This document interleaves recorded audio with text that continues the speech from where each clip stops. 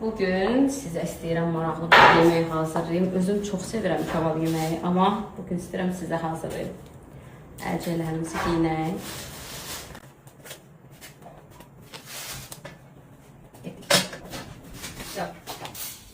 Siz hələ kartoşkanı belə ləzzətli yeməmisiniz.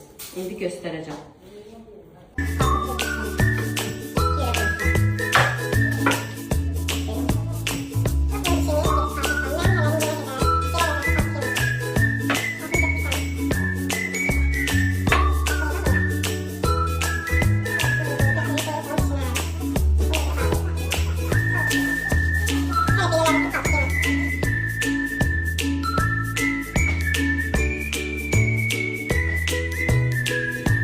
Bak bu ise hangi tavalıdır bu? Böyle geçen.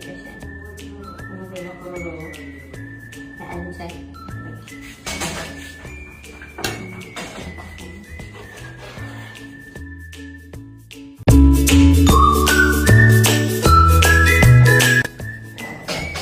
Pancarı da. maşallah.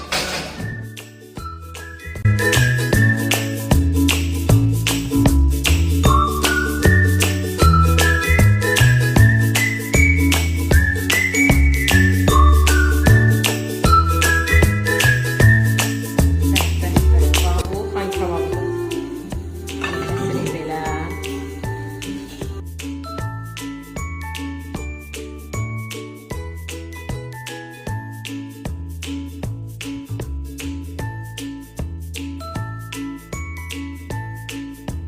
Hoşuma gelmiyor. Ya korkuyor bir şey ama bu değil.